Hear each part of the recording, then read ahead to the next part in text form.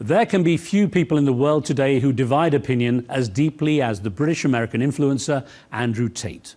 To his supporters, and they number many millions on social media around the world, he is an inspiration, a motivator and a truth teller, a courageous voice who's unafraid to speak loudly about money, masculinity, and what he calls the matrix, an unseen elite that he believes seeks to control the masses. To Tate's detractors, he's at best a loudmouth millionaire who spouts crackpot messages to expand his social media-based fortune, or even a dangerous zealot peddling misogynistic theories to an eager audience of young men, with dangerous consequences for the next generation. Either way, Andrew Tate's message is getting through to his audience. Schools from London to Sydney are facing an uphill battle to counter what they regard as his harmful impact on students' opinions on gender issues. Raised in a low-income family in England, Andrew Tate is a former professional kickboxer who made money through online businesses, including webcams, that have been questioned as potential avenues for trafficking and exploiting vulnerable young women. Well, Tate converted to Islam a couple of years ago, having been raised as a Christian, and then later declaring that he was an atheist. Today, he's under house arrest along with his brother Tristan, awaiting trial in Romania, facing charges of rape, human trafficking, and forming a criminal group to sexually exploit women. And last month, the Romanian court agreed that after the trial takes place, the brothers can be extradited to the UK on additional charges of sexual aggression dating back more than a decade. Well, the Tate brothers deny all charges. I travelled to Bucharest to question Andrew Tate about the charges, his views and his faith, as well as the prospect of a life behind bars. Nothing was off the table as we discussed truth, fake news, and the new role of role models in this, the first of a two-part interview. Andrew, thanks for making the time. Thank you. Now, you're awaiting, as we talk, you're awaiting trial here in Romania. What's the latest on that? Yeah, it's going to take a while. It looks like the Romanian judicial system often takes years to come to a conclusion before they eventually say I'm innocent.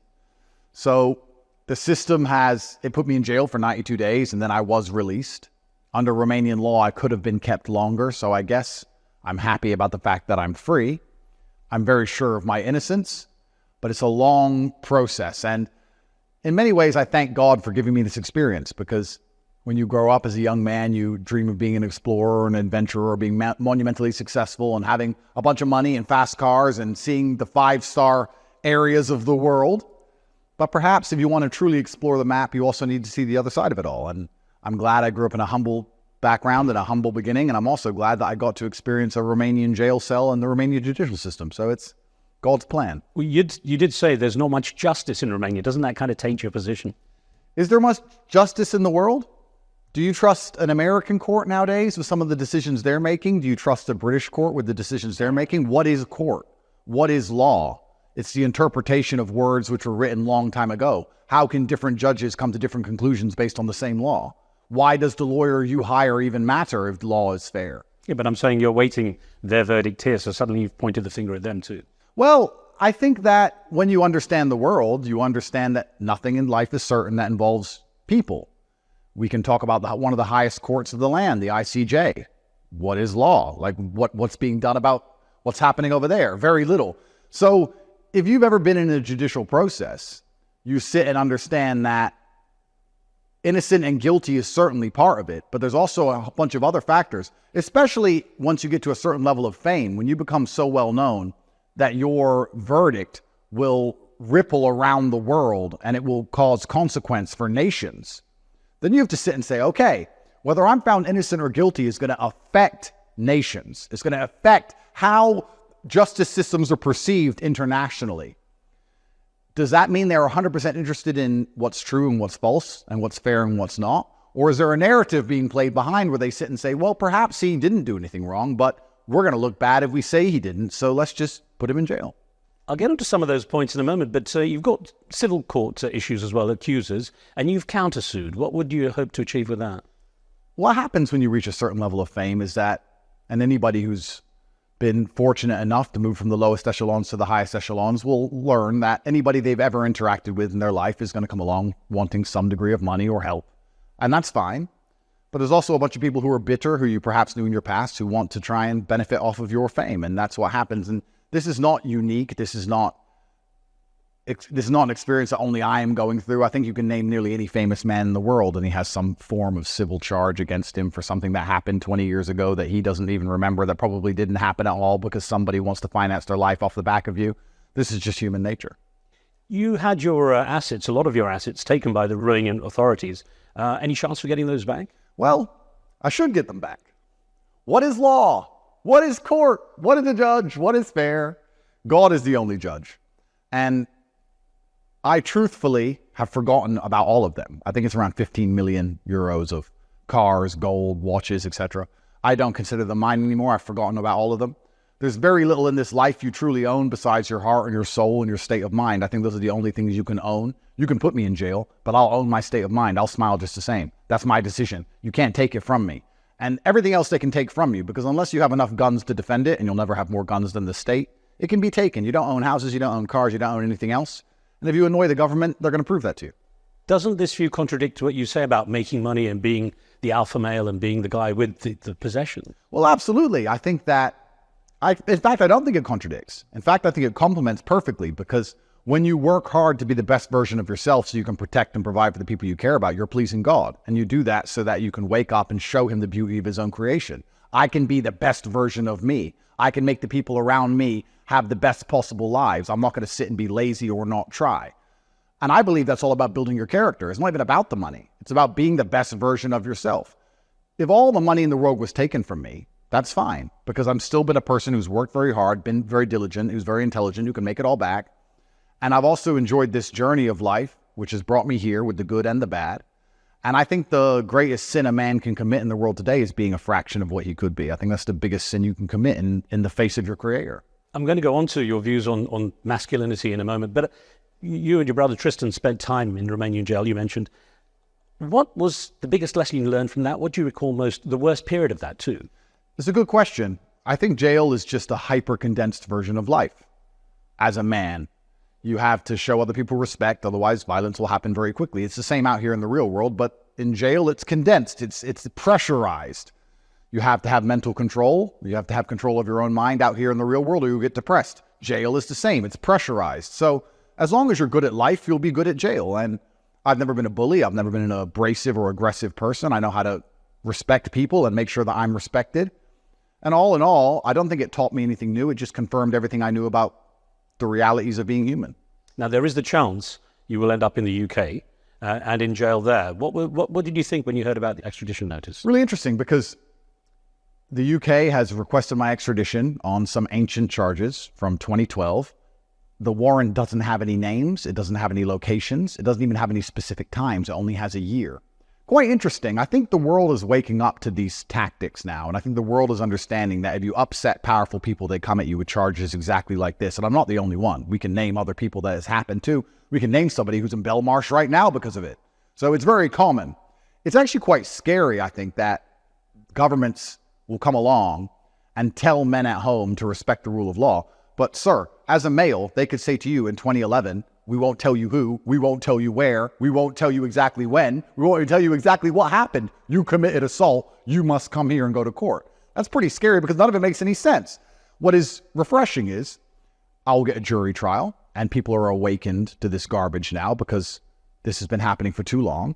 And also, I will not be looking at going to the UK for at least 5 to 6 years, at least, because I have to finish all my Romanian proceedings. So this is on the later base for now, and I'll handle it when the time comes. I'm very good at just dealing with things when the time comes. That's who I am. And truthfully, I'll be very honest. I mean, not to goad the authorities in any way, I'm not scared of jail. Nobody believes it. A guilty verdict will not make anybody believe it. Everybody knows it's a matrix attack, and I have no problems going to jail. So it's God's plan. And if I get a little holiday, then I'll take my holiday. Interesting perspective on jail. But let's get on to your quote about having 3 stages of life. You talked about first stage, three challenges, if you challenge power, rather. In the first life, they cancel you. In the second, they slander you, delete your access to social media, and arrest and lock you away, which you said you've been through. And the third life means they will assassinate you. Are you really concerned about that? I don't think I'm public enemy number 1 anymore. At one point, I was public enemy number 1. Now I'm probably public enemy number 11. And the old story goes, you don't have to be the fastest person when you're outrunning the bear. You just have to be faster than the slowest guy. I feel like I'm getting there now. But those are the 3 stages. When you say things that upset power, they try and cancel you. They delete your access to speak. They delete all your access to social media because your ability to speak freely is directly correlated with your insignificance. They allow you to say whatever you want if nobody listens. People start listening, then you have to be careful what you say. So the whole free speech thing is garbage anyway. So they cut that off. If that doesn't work, then they'll find a reason to put you in jail, which they did with me. Somebody told them, find something. They made up garbage, and I'm not the only person this happened to. And if that continues to fail, then yeah, they will kill you. Well, I wonder what you were thinking when Alexei Navalny, the Russian opposition leader, ended up in jail and died there, somehow mysterious. I find that interesting, though, because I think the timing doesn't make sense. I'm not an expert on Russian politics. I'm not an expert on the internal affairs of Russia. I'm not Russian. I just feel like it got Putin quite a lot of heat, and I don't feel like it was an ample time for him to just commit an assassination. He was under enough heat. He had enough things going on. He just did the Tucker interview, I believe. In fact, a lot of people in the West have respect for Putin now, maybe not amongst the elites, but amongst the general populace because he's nationalistic and he's very competent, which is something we're lacking in our leadership. It just didn't make sense for him to do a bad guy thing. The guy was already in jail.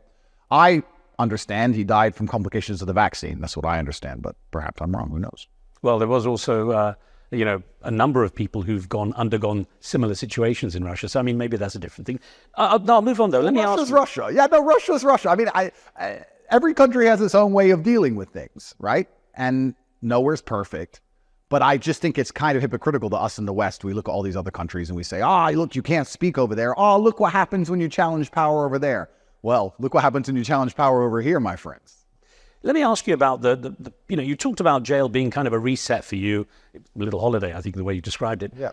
What is your fear, though, of actually having a long term in prison? I mean, do you fear of dying in jail? I don't operate in the realm of fear. I genuinely don't operate in the realm of fear. I have absolutely no fear of going to jail in Romania or England. I have no fear at all. I know I'm innocent. The world knows I'm innocent.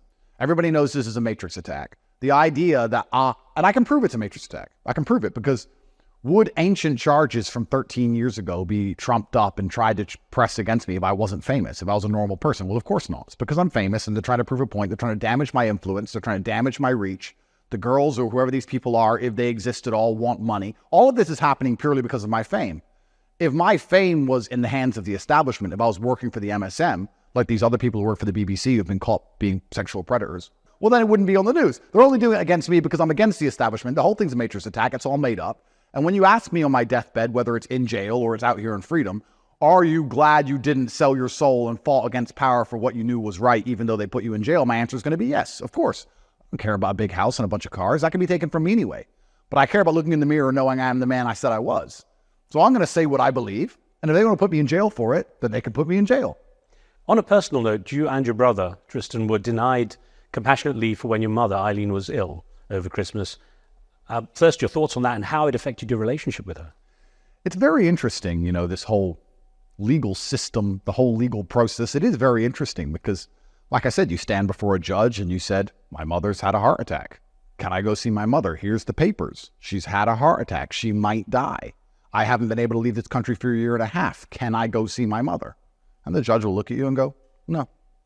And it is what it is. I mean, I don't know what to say beyond that. It's a very interesting scenario to be in. And this is where we go down to what's law, what's real, because there's a lot of judges who would have said, yes, that's perfectly legal. There's a bunch of judges who say it's not legal. You have one lawyer who says, this is illegal, they can't do this. Another lawyer says they're not supposed to do it, but they do it all the time, they get away with it.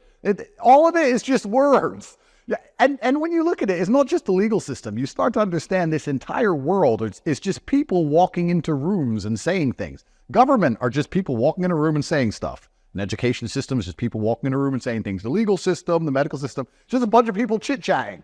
So how it all plays out, I don't know.